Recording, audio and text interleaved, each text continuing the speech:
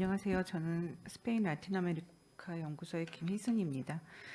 제가 발표할 주제는 라틴 아메리카 현대 사회에서 가장 문제가 되고 있는 그 폭력 상황에 대한 일종의 그 원인으로서 마약 산업을 살펴보고자 합니다.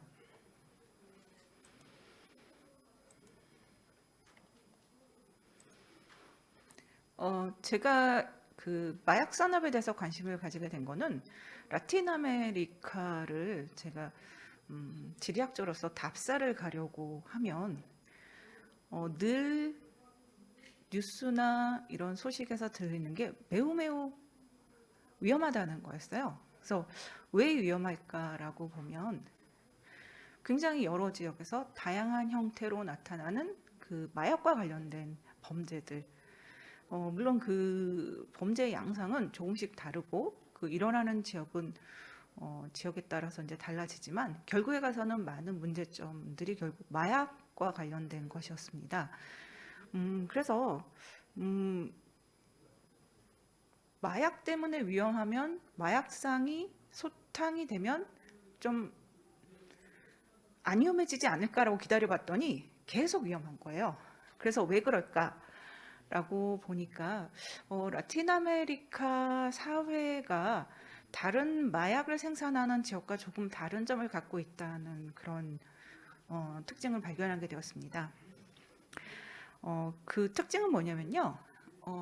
전 세계적으로 마약이 많이 생산되는 지역은 크게 그 우리가 흔히 골든 트라이앵글 지역이라고 하는 그 태국, 미얀마 이제 이쪽의 그 국경 지역하고 그리고 최근 문제가 되고 있는 아프가니스탄 지역의 이제 골든 크레스트 지역 그리고 이제 마지막으로 남아메리카의 그 안데스의 그 아마존 사면 지역인데요.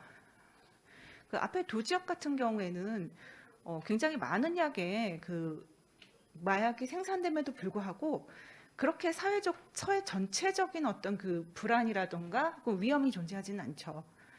그런데 이제 그 남아메리카를 비롯해서 이제 중앙아메리카 지역 같은 경우에는 마약으로 인해서 거의 이제 국가의 기본적인 그 행정 자체도 무너지는 곳이 있을 만큼 굉장히 큰 문제가 되고 있죠. 그래서 왜 하필이면 라틴 아메리카에서는 그 마약으로 인해서 이렇게 온 대륙이 위험할까라고 하는 그러한 의문을 갖게 되었고요. 그래서 라틴 아메리카에서 현재 일어나고 있는 많은 문제들의 마약에 관련된 것은 아닐까라고 이제 살펴보기 시작했습니다. 그래서 요 연구는 완성된 논문은 아니고요. 제가 이제 연구를 시작하면서 라틴 아메리카의 그 마약에 대해서 이제 살펴보고 있는 거의 이제 도입부라고 할 수가 있는데요. 이제 마약에 관련된 자료들을 보다 보니까 굉장히 흥미로웠던 점이 뭐냐면 이제 마약과 관련해서 국제기구에서 내놓는 자료들은 대개 경우 선진국의 입장에서 마약을 바라보는 거였습니다. 그래서 마약이 어떻게 유통되는지 그리고 마약으로 인해서 얼마나 많이 사람들이 건강을 해치고 그리고 얼마나 죽는지 이런 것들이었고요. 솔직히 마약을 생산하는 지역에 대한 국제사회의 어떤 그 사회의 어떤 문제 특징 이런 것에 대한 관심은 별로 없었는데요. 그래서 이제 이러한 부분에서 그 마약을 바라보면 이게 결국에 가서 라틴 아메리카 사회를 볼 수 있는 하나의 또 다른 프리즘 같은 것이 될 수 있겠다라는 생각이 들어서 이러한 그 연구를 시작하게 되었습니다. 그래서 이제 최근 들어서 이제 마약에 관한 마약과 관련된 사망률이 직접 간접을 통해서 한 50만 명 정도 된다. 그러면서 특히 선진국에서는 굉장히 이제 문제를 삼더라고요. 그래서 라틴 아메리카에서는 마약 산업으로 죽는 사람이 어마어마할 텐데 그런 거에 대한 통계는 많지 않고요. 자, 그러면 이제 마약에 관해서 그 연구를 하려고 보니까 굉장히 어려웠어요. 왜냐하면 우리 사회 자체도 마약에 관한 마약 자체를 굉장히 부정하죠. 그리고 마약이라는 것 자체는 굉장히 부정한 것이고 우리가 입에도 올리면 조금 그런 것 이라는 인식이 있기 때문에 자료도 많지 않고, 또 제가 이제 목숨을 걸고 자료를 찾으러 갈 수도 없고, 그래서 그 연구를 하는데 굉장히 한계가 있었는데요. 근데 또 연구를 하다 보니까 굉장히 재밌었던 점 중에 하나가, 마약이란 건 굉장히 사회적인 그 물질이더라고요. 그러니까 예전에는 마약을, 현대사회 이전에는 약품이라던가 아니면은 우리가 흔히 그 말하는 그 주술용으로 이제 많이 써왔었죠. 근데 이게 마약이라고 해서 우리에게 해를 끼치는 것이 된 것은 이제 대부분 그 산업혁명 이후에 이제 현대사회가 이제 되면서였습니다. 특히 이제 놀랍게도 코카인 같은 경우에는 그 코카인 자체가 마약으로서 지정돼서 금지된 게 1960년도의 일이더라고요. 그런데 이제 그 몇십 년 안 되는 동안 거의 라틴 아메리카 사회를 그 위험하게 만드는 그러한 것들이 되어버린 거죠. 그 여러분 잘 아시는 것처럼 옛날에 라틴 아메리카에서 이제 코카를 지금의 약간 그 바카스처럼 많이 이제 먹었다고 하잖아요. 그래서 뭐 일하고 힘들면 이렇게 하나씩 씹고 그랬다. 그래서 실제로 에콰도르 같은데 우리가 답사 같은데 가면은 거기서 이렇게 코카이 이렇게 막 팔잖아요. 그래서 살까 말까 굉장히 고민을 하다가 이거 사가지고 가면은 공항에 있는 온 개들이 다 나를 따라오겠구나 이런 두려움에 사지 못했었는데요. 실제로 에버 모랄레스 대통령 같은 경우에도 그 UN 그 마약 회의에 나와서 막 코카인 씹으면서 이게 그 범죄가 된 거는 미국 때문이다라고 막 이제 그 얘기를 했다고는 하는데요. 그래서 이제 이 논문에서는 라틴 아메리카 사회에서 그 마약과 관련해서 일어나는 문제가 무엇인가를 일단 이제 알아보기로 했습니다. 그런데 이 논문에서 이 그 발표에서 그 순서는 이제 그 지리적인 스케일에 따라서 그 이제 얘기를 했기 때문에 좀 시간 순서는 이제 좀 다릅니다. 라틴 아메리카에서 그 나타나고 있는 이제 그 마약 관련 사회 문제는 일단 전반적으로 치안이 불안하고, 그리고 이제 마약 전쟁 이런 것들이 있고, 파벨라가 너무 위험하다. 파벨라가 왜 위험하냐? 그러면 마약상이 있어서 그렇다. 뭐 이런 얘기까지는 굉장히 많이 알려져 있죠. 그런데 이제 최근 들어서 미국이 이제 카라반 문제가 굉장히 심한데, 카라반 문제도 이제 들어가 보면은 중앙 아메리카 지역에 이제 마약상 내지는 그와 관련된 범죄들이 굉장히 큰 영향을 미치고 있다라는 그런 얘기들이 나와서요. 그러면 왜 이렇게 여러 군데서 동시다발적으로 마약 문제가 있는 것인가라고 하는 문제를 이제 좀 살펴보도록 하겠습니다. 라틴 아메리카 같은 경우에는 이제 이 그림은 전 세계적으로 이제 그 대륙별로 마약 소비 경향을 이제 나타내는 건데요. 전 세계에서 가장 많이 소비되는 마약은 역시 그 대마초입니다. 양 자체도 워낙에 많고요. 그리고 그 다음에 이제 그 아편류가 이제 많이 소비가 되죠. 그리고 특히 골든 크레센트나 골든 트라이앵글 지역에서 최근 들어서 이 양귀비를 많이 생산을 하면서 그 전 세계적으로 이 아편류의 소비가 굉장히 늘었다고 합니다. 그러니까 싸게 공급이 되는 거죠. 그런데 되게 특이한 게 아메리카 대륙 같은 경우에는 역시 코카인이, 특히 이제 라틴 아메리카 카리브해 이런 데도 그렇고 미국도 그렇고 코카인이 확실히 다른 지역에 비해서 많이 소비가 됩니다. 역시 코카인은 이제 아메리카다운 그 약물이라고 할 수가 있는데요. 자, 그래서 이제 결국 그 마약에 관한 얘기지만 이제 저는 주로 이제 코카인 관련 이제 얘기를 이제 하게 될 것 같습니다. 코카인 하면 이제 떠오르는 사람은 그 파블로 에스코바르죠. 그 최근 들어서 넷플릭스라고 하는 넷플릭스에서 그 나르코스라고 하는 시리즈로 전 세계적으로 이 그 코카인과 그 마약상들에 대한 그 관심을 불러일으켰던 인물인데요. 파블로 에스코바르 같은 경우에는 이제 뭐 여러 면에서 유명하겠지만, 이 주택을 공부하는 사람들도 그 라틴 아메리카를 잘 몰라도 에스코바르 얘기를 해요. 왜 얘기를 하냐면 이 사람이 당시에 메데진 지역에서 사람들에게, 빈곤한 사람들에게 주택을 지어서 이거를 많이 이렇게 나눠줍니다. 그 주택에 관해서도 굉장히 특이하게 생각을 하는 거예요. 그래서 주택을 나눠주고, 그리고 많은 사람들에게 돈도 주고, 뭐 굉장히 이제 그 너그러운 이미지로 비춰졌죠.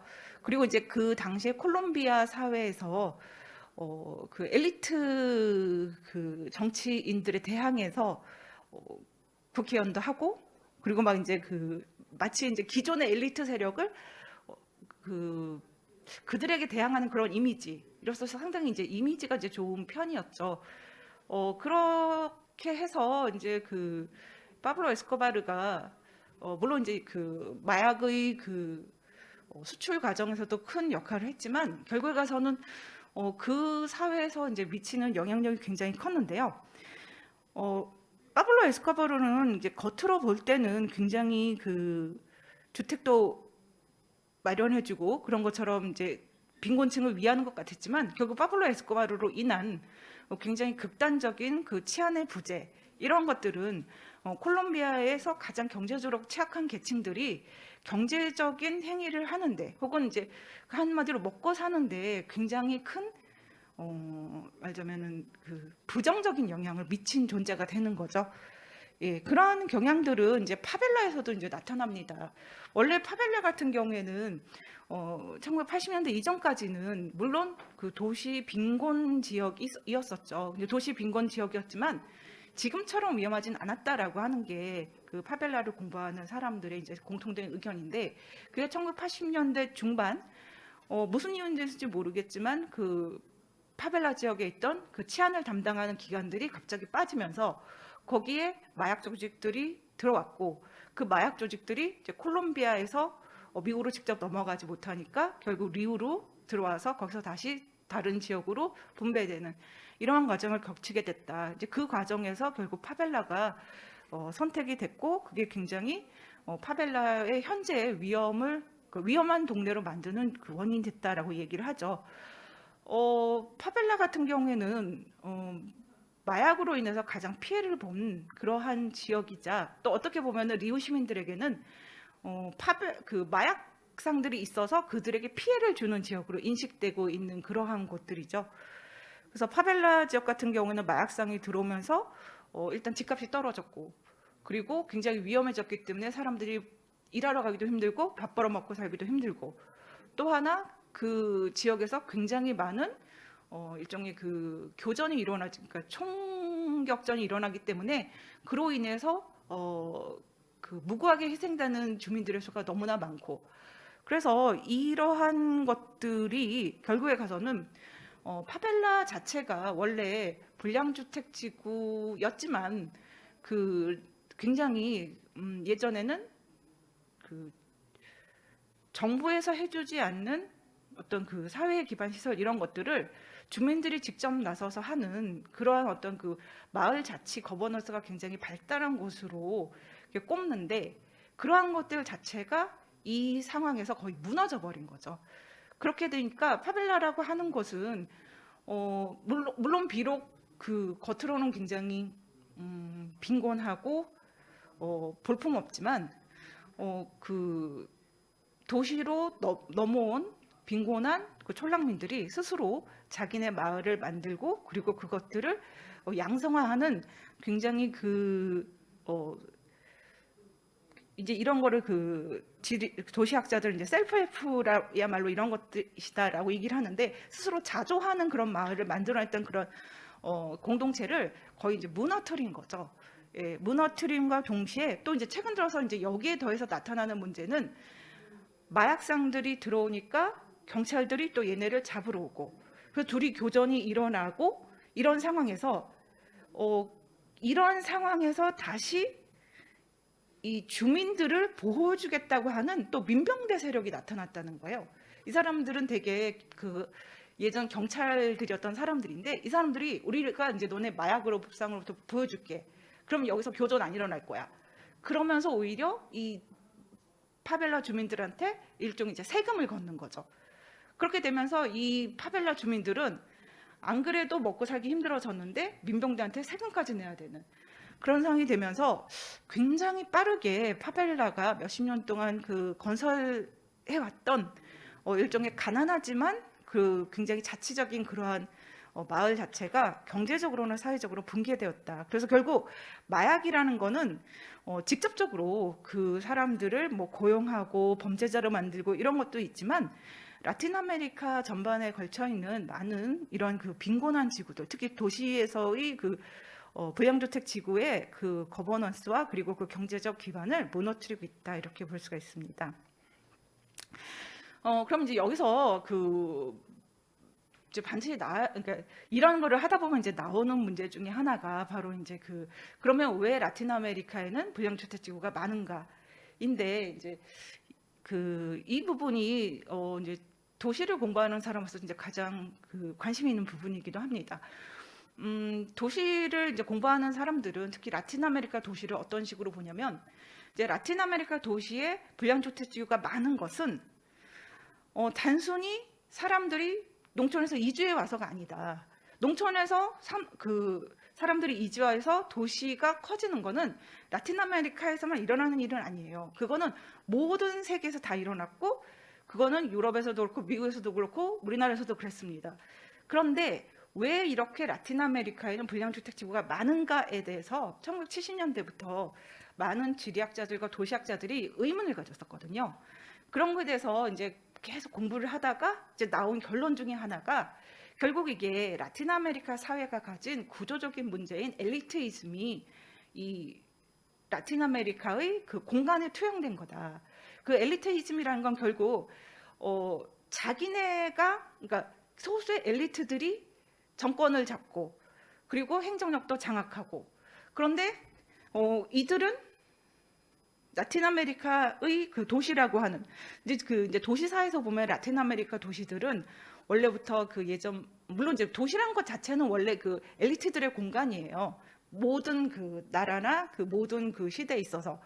그런데 그것들이 라틴 아메리카는 굉장히 심했다는 거죠.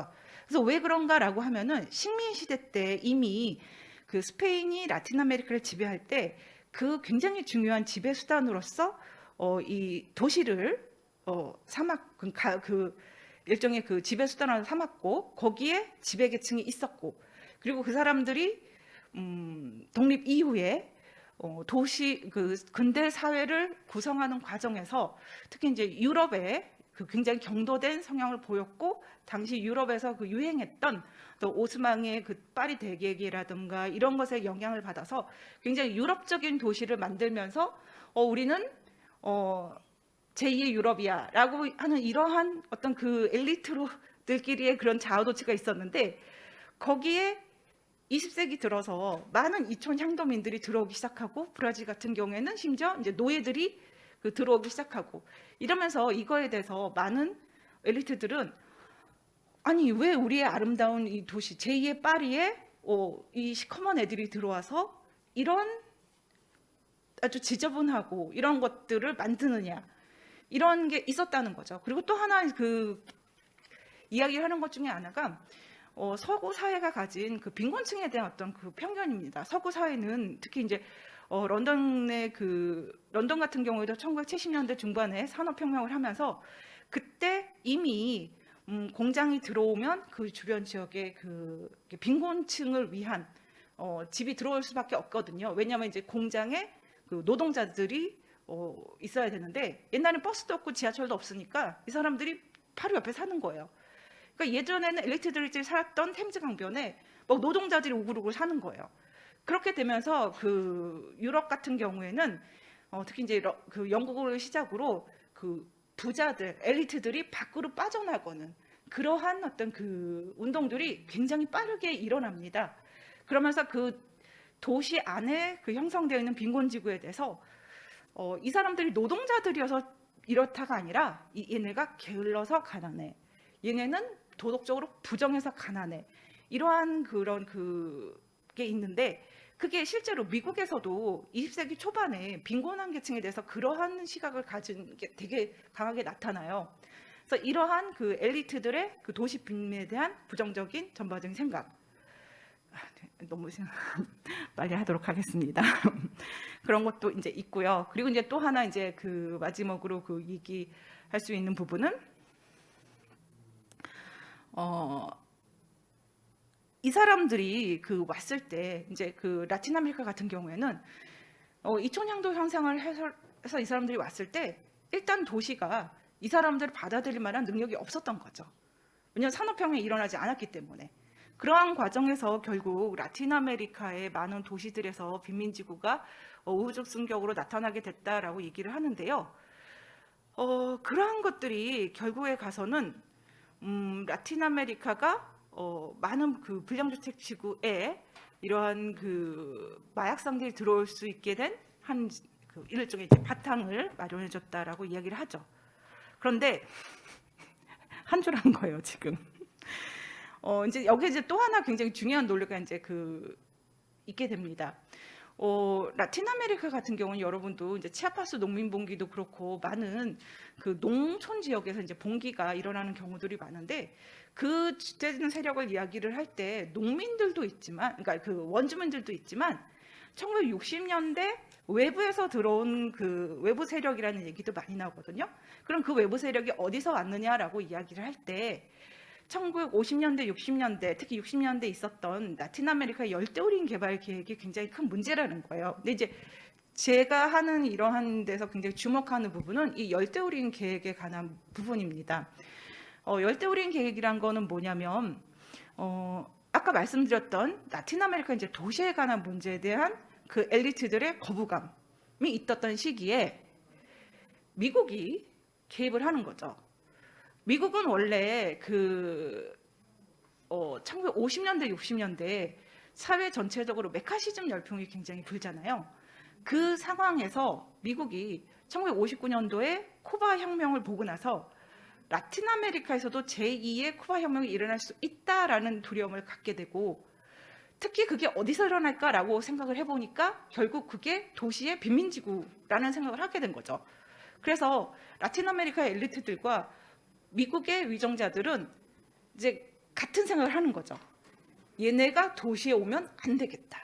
얘네를 도시로 못 오게 하자. 그러면 얘네를 어디에 머물게 해야 되지? 그 자기네 집에 있어봤자 굶어 죽거나 이러기 쉽잖아요. 그래서 하나 이제 던져준 게, 야, 아마존으로 가. 거기 되게 비옥하다. 너네 거기 가면 학교도 지어지고 지원금도 주고 모두 다 해줄게. 라고 하면서 열대우림 개발 계획을 하죠. 실제로 멕시코 같은 경우에도 그 치아파스라든가 일부 지역에 그런 것들을 하죠. 그런데 결론적으로 얘기하면 그게 실패입니다. 왜 실패냐면 일단 그거 해놓고 라틴 아메리카 경제가 안 좋아졌어요. 그리고 또 하나 굉장히 중요한 실패의 원인은 뭐냐면 이 사람들이 열대우림에 대해서 잘 몰랐어요. 열대우림이 되게 비옥하다고 생각했습니다. 우리가 생각해도 열대우림은 되게 비옥할 것 같잖아요. 왜냐면 나무도 되게 많고 햇볕도 많이 쬐고. 근데 열대우림은 굉장히 척박해요. 사람들이 이제 아마존이 개발되는 거에 대해서 굉장히 막 그 우려를 나타내는데 실제로 그 식물학이나 이런 거 한 사람들은, 아니 그러니까 조금 아는 사람들은 아마존 개발 계획 어차피 그렇게 큰 문제가 되지 않는다. 왜냐하면 아마존은 척박해요. 그래서 아마존이 많이 개발되지 않는 이유 중에 하나는 아마존의 토양 자체가 너무 많이 산화되고 풍화돼서 더 이상 영양분이 없기 때문에 거기다가 식물을 심으면 굉장히 많은 비료를 줘야 됩니다. 그러면 왜 열대우림에는 그 나무가 많으냐? 기온이 높고 습하기 때문에 거기 있는 나뭇잎이나 나뭇가지가 떨어지면 바로바로 썩어요. 그럼 그거를 걔네가 그 양분을 먹고 사는 거예요. 기온이 높고 습하기 때문에 거기 있는 그 모든 흙들이 그 썩는 겁니다. 일종의 산화가 돼서 빨간 거예요. 예. 그래서 아마존도 그렇고 이 안데스 지역의 열대우림도 굉장히 말하자면 그 사람들이 갔을 때 제대로 된 수확이 나지 않습니다. 그래서 결론은 뭐냐면 이 사람들이 정부에서 지원도 안 해주고 수확도 안 나오고 계속 있다가 이미 이사 왔는데 갈 데는 없고, 그래서 결국 뭐를 하게 됐냐면 당시에 가장 황금성이 높은 작물이었던 코카인을 대량으로 키우게 된 거죠. 코카인은 원래 안데스 지역에서 나는 작물이었기 때문에 일부 그 시장이 있었거든요. 그래서 굉장히 많은 사람들이 코카인을 대량으로 재배하게 됩니다. 그 과정에서 코카인이 이제 일부 칠레나 이런 데서 엘리트들이 혹은 페루나 이런 데서 엘리트들이 사용하면서 조금 가격이 높아졌고, 그게 이제 불행하게도 에스코바르라고 하는 굉장히 수완 좋은 사람 만나면서 이게 이제 미국까지 가게 됐다라고 하는 거죠. 그래서 과정은 똑같습니다만 그 가운데서 왜 그런 것이 왜 그 단계에서 일어나는가라고 얘기를 할 때 결국에 나타나는 거는 라틴 아메리카 사회가 가진 그 엘리트이즘에 의한 도시화에 대한 거부. 이거는 진짜 말도 안 되는 거거든요. 왜냐하면 도시화는 전 세계적으로 일어난 현상이에요. 그리고 그것을 막을 수는 없어요. 근데 그거를 막아보겠다는, 또 굉장히 별로 말도 안 되는 이유로 막아보겠다는 그러한 것과, 그리고 또 그 열대우림 지역에 대한 이해가 없이 그들을 보낸 것. 그리고 그 이후에도 라틴 아메리카에서 아직까지도 지속되고 있는 어떤 그 엘리트들에 의한 어떤 빈곤층을 무시한 그러한 그 행태, 이런 것들이 상당히 그 라틴 아메리카에서 그 코카인이 많이 재배되게 된 그 원인이 되었다는 거죠. 그래서 라틴 아메리카의 주요 그 코카인 재배 지역은 원래 페루와 볼리비아입니다. 여기가 두 군데 모두 이 열대우림 계획 지역이었던 곳들이에요. 여기서 만든 걸로 에스코바르를 비롯해서 초기 마약상들이 굉장히 많은 이익을 얻었고, 이후에 수입해서 쓰니 우리 동네에서 쓰자 그러면서 이제 콜롬비아에서도 굉장히 많이 재배가 되게 됩니다. 그래서 최근 들어서는 콜롬비아에서도 많이 재배가 되죠. 그래서 결국 이제 세 군데가 라틴 아메리카에서도 가장 많은 코카인 재배가 됩니다. 이러한 것들이 결국 그 안을 따져보면은 라틴 아메리카에서 있는 그 라틴 아메리카의 엘리트이즘이 나타낸 어떤 부작용이 아닌가라고 하는 그런 생각이 들고요. 실제로 라틴 아메리카의 그 전체 농지에 대한 마약 재배지의 그 비율을 보면 아프가니스탄하고 미얀마 정도를 제외하고는 세계적으로 굉장히 많은 농민들이 마약을 재배하는 걸로 나타납니다. 네. 그래서 그 마약 전쟁에 관한 부분은 이제 잘 아시기 때문에 이제 그 뒤에 부분을 스킵을 하고요. 이제 그 국경과 마약산업에 관해서 이제 또 하나 잠깐 말씀을 드리고 정리를 하자면, 이제 카라반이 왜 문제가 되느냐라고 얘기를 할 때, 카라반은 많이 넘어오기 때문에 문제가 된다라고 이제 볼 수도 있지만, 결국 그 미국에서 그 카라반들을 대하는 태도를 역추적해 보면은 2000년대 들어와서 가장 많이 라틴 아메리카에서 미국으로 들어가던 사람들 원래 멕시코 사람들이었습니다. 그런데 한 1910년, 2000년대 넘어서부터 이 카라반들은 이제 많이 들어가기 시작하죠. 특히 이제 카라반들은 보통 노던 트라이앵글 지역, 과테말라, 온두라스, 엘살바도르 요 지역 사람들인데요. 이 사람들이 왜 많아졌는가라고 얘기할 때 이 지역이 굉장히 불안해져서 이 지역에 있던 뭐 M13이라든가 B18 같은 마약과 관련된 그러한 조직들이 굉장히 활개를 쳐서라고 얘기들을 해요. 그런데 이제 다시 들어가 보면은 그 중앙아메리카 지역이 콜롬비아가 이 미국으로의 그 활로를 막히면서 마약을 이 중앙아메리카 지역을 통해서 멕시코를 통해서 올리거든요. 그 과정에서 이제 M13이라든가 B18 같은 조직들이 이제 마약도 손대고, 그리고 이제 멕시코의 마약상들이 이제 남하하죠. 그래서 같이 일도 하고, 그러면서 그 지역 자체가 굉장히 마약상의 영향을 많이 받는데, 중요한 건 미국이 이 지역 사람들을 난민 규정을 해줘요. 멕시코 사람들은 난민이 아닙니다. 근데 노던 트라이앵글 사람들은 난민인 거예요. 미국에서 난민은 맨 처음에 들어갈 때 난민 신청을 하면 일단 귀국을 시켜줘요. 그래서 몇 년이나 몇 달 동안 미국에 있다가 난민 심사를 받는 거예요. 그럼 그 사람들은 그거를 이용해서 불법 체류자로서 계속 있게 되는 겁니다. 이러한 과정을 통해서 카라반들이 굉장히 그러니까 멕시코인들에 비해서 쉽게 국경을 넘을 수가 있었던 거죠. 그래서 트럼프 행정부 때는 이거를 막기 위한 제도를 여러 개를 이렇게 발표를 해요. 그래서 이 사람들 이제 막게 하는 거였죠. 그래서 결국 그래서 결국 이런 카라반의 문제 이런 것들도 결국 이런 마약상들과 그 마약상들과 관련된 이 난민 사람들을 미국이 난민으로 규정하는 이런 것들로 인해서